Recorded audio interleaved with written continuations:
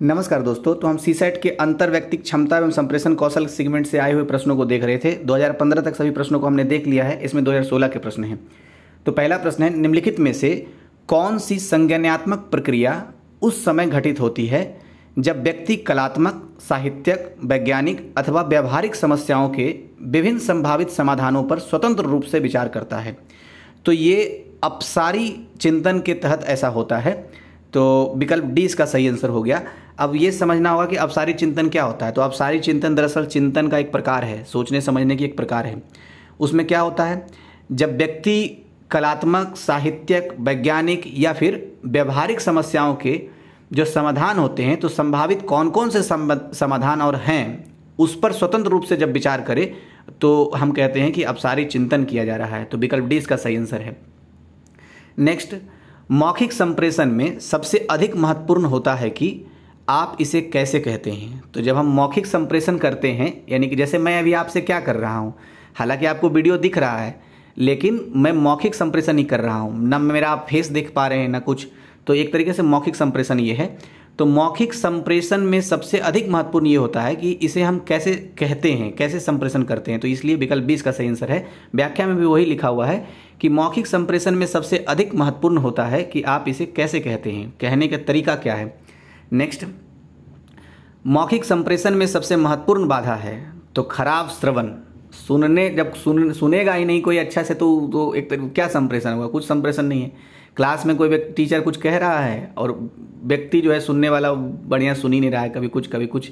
तो इसलिए वो विकल्प ए इसका सही आंसर है। मौखिक संप्रेषण में सबसे महत्वपूर्ण बाधा खराब श्रवण होता है, जबकि विनम्रता, एकाग्रता और रुचि, ये तीनों दरअसल सुनने की श्रवण शक्ति की, श्रवण के या संप्रेषण के बहुत ही महत्वपूर्ण और मजबूत पक्ष होते हैं। क्या क्या? एकाग्रता, विनम्रता और रुचि। तो ऐसे भी क्वेश्चन पूछ सकता है कि मौखिक संप्रेषण में सबसे मजबूत पक्ष कौन से होते हैं, सबसे महत्वपूर्ण तथ्य क्या होते हैं। तो विनम्रता हो सकता है, एकाग्रता हो सकता है, रुचि हो सकता है। नेक्स्ट, मौखिक संप्रेषण की प्रभावशीलता वक्ता की योग्यता पर निर्भर करती है। तो कैसे करती है? सरल भाषा के प्रयोग की। तो विकल्प ए इसका सही आंसर है। मैं व्याख्या पढ़ देता हूँ और स्पष्ट होगा। मौखिक संप्रेषण की प्रभावशीलता वक्ता की सरल भाषा प्रयोग की क्षमता पर निर्भर करती है। तो कोई भी जो मौखिक संप्रेषण हो रहा है तो वो तभी सबसे ज़्यादा अच्छा और प्रभावशाली होगा जब भाषाओं का प्रयोग बहुत ही सरल और सहज होना चाहिए।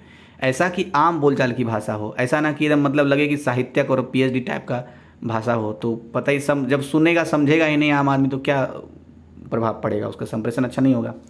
नेक्स्ट, अपने सहयोगियों एवं अधीनस्थों के बीच, अधीनस्थ बोलते हैं हम अपने से, मतलब पता ही होगा आपको, लेकिन अपने से नीचे को अधीनस्थ बोलेंगे, सहयोगी अपने ही लेवल के लोगों को बोलते हैं। तो अपने सहयोगियों एवं अधीनस्थों के बीच संवाद स्थापित करने का सर्वोत्तम विकल्प है अनौपचारिक अंतः संचार। तो इनफॉर्मल इंट्रा कम्युनिकेशंस ये होता है। विकल्प सी इसका सही आंसर है। नेक्स्ट, अधोलिखित में यानी निम्नलिखित में से किस प्रकार से संप्रेषण में नेतृत्व भूमिकाओं की उत्पत्ति सर्वप्रथम होती है। तो लघु समूह संप्रेषण के द्वारा होती है। विकल्प बी इसका सही आंसर है। नेक्स्ट, टेलीफोन द्वारा संप्रेषण उदाहरण है। तो यांत्रिक संप्रेषण का उदाहरण है टेलीफोन या मोबाइल द्वारा जब हम संप्रेषण करते हैं। नेक्स्ट, अपने सहकर्मियों के साथ, सहकर्मी जो हमारे साथ काम करते हैं और अधीनस्थ जो हमारे से नीचे काम करते हैं यानी जो जूनियर हैं, तो अपने सहकर्मियों के साथ वार्तालाप के दौरान साधारणतया आप सही समय पर मुस्कुराते हैं। ऐसा नहीं कि बात कर रहा है ठहाका मारी रहा है तो इसलिए ये क्या है? विकल्प डी इसका सही आंसर है। व्याख्या भी पढ़ देता हूँ। अपने सहकर्मी के साथ वार्तालाप में वार्तालाप के विषय के हिसाब से प्रतिक्रिया देनी चाहिए। वार्तालाप के दौरान सही समय पर मुस्कुराहट न केवल वार्तालाप को सौहार्दपूर्ण बनाता है अपितु आपकी वार्ता में सक्रिय सहभागिता को भी प्रदर्शित करता है। तो मुस्कुराने का टाइमिंग क्या होना चाहिए, ये बहुत ही महत्वपूर्ण है जब हम किसी से कम्युनिकेट कर रहे हैं। तो ऐसा नहीं कोई दुख की बात कर रहा है और सामने वाला, सुनने वाला व्यक्ति मुस्कुरा रहा है तो क्या प्रभावित करेगा, सौहार्दपूर्ण थोड़ी हो, असौहार्दपूर्ण उदाहरण है एक तरीके का। नेक्स्ट, संचार का वह साधन जो बहुत सारे अदाताओं को एक स्रोत से एक साथ सूचना प्रसारित करता है कहलाता है, उसको बोलते हैं अंतः समूह संप्रेषण। तो विकल्प ए इसका सही आंसर हो गया। व्याख्या भी देख लेते हैं। संचार का वह साधन जो बहुत सारे अदाताओं का एक स्रोत से एक साथ सूचना प्रसारित करता है अंतः समूह संप्रेषण कहलाता है। नेक्स्ट, कक्षा में संप्रेषण को सामान्यतः समझा जाता है।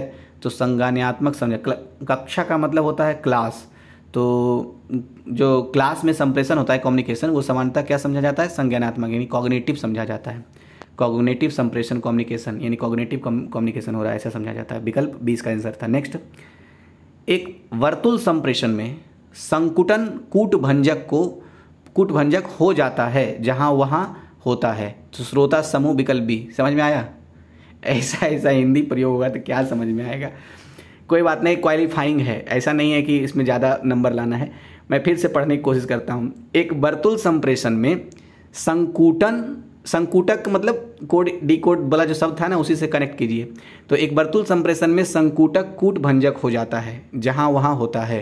तो स्रोत समूह में होता है जहां वहीं पर यह कूटभंजक हो जाता है। विकल्प 20 का सही आंसर है।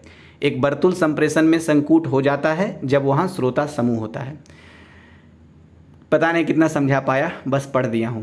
नेक्स्ट, कोई अधिकारी मीटिंग के दौरान अपनी लेखनी मेज पर पटक कर प्रकट करता है उसके या उसकी किस चीज़ को। तो मीटिंग में अगर कोई चीज़ पटक दे तो क्रोध को प्रकट कर रहा है, और क्या। तो मतलब क्या है, उसमें मैनेजमेंट नहीं है, अपने भाव को, अपने संवेगों को मैनेजमेंट करने की शक्ति नहीं है। तो ये विकल्प ए इसका सही आंसर है, जो कि अच्छे, अभी पढ़ा था ना हमने कि अच्छा अगर कोई व्यक्ति है संप्रेषक, तो उसमें अपने संवेगों को मैनेजमेंट करने की, प्रबंध करने की योग्यता होनी चाहिए। तो विकल्प ए इसका सही आंसर है। कोई अधिकारी मीटिंग के दौरान अपनी लेखनी मेज पर पटक कर क्रोध को प्रकट करता है। लास्ट क्वेश्चन से पहले, अब क्या बार बार बोलूं, अच्छा नहीं लगता है, आप समझ गए होंगे मैं क्या बोलना चाह रहा हूं। तो लास्ट क्वेश्चन में पढ़ देता हूं। किसी व्यक्ति में दूसरे के साथ काम करने का सर्वाधिक महत्वपूर्ण अंतर्वैयक्तिक कौशल है। तो योग्यता सबसे महत्वपूर्ण ये कौशल होता है। तो विकल्प डी इसका सही आंसर हो गया। थैंक यू आपको।